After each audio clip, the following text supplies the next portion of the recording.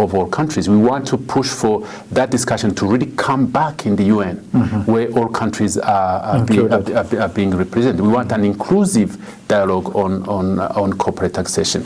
So these are kinds of issues that I hope to be able to discuss in this class, and there are many. That's nice. That's so nice. And so one of the important themes we emphasize on this platform is the interdisciplinary quality of subjects, of the course outlines, of the publications that we get to discuss. Your course appeals to different groups of people who don't just happen to be economists.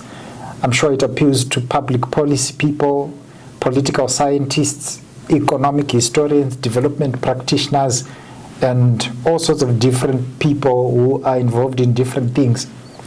What would you say is the target audience of the course, and what would students greatly benefit if they are to sign up for it?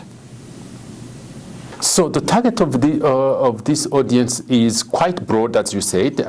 It's so obviously designed in the economics department for graduate students and advanced undergraduate students, but also it has typically been very popular among public policy students.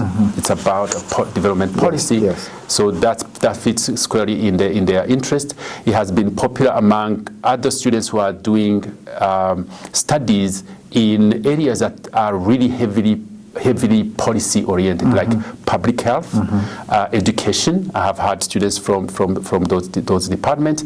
In general, whatever areas you are working on, policy is part of the discussion. Yes. So the discussion we have in this course can be applied to any fields. Therefore, I really encourage all the students across the campus. You can have engineers. Engineers do policy. When I was at the African Development Bank, one of the strategies that I helped put together was the energy sector strategy. Again, we're working with economists, with electric engineers, and so on. It's about how do you put together scarce resources to achieve a wide range of objectives in a sustainable manner. So I would be willing to talk to any students who is interested, if they are not sure whether this is a course that fits their goals and that they can do well in. They are welcome to contact me, and I can discuss with them. That's nice. That's so nice. So how did you structure the course in terms of the work that students are expected to complete and to do, and as well, how do you assess students' performance? So one important thing to start with is the characteristics of this course is very participatory. I want to think the students to think about this class not a place where they come and listen to me only.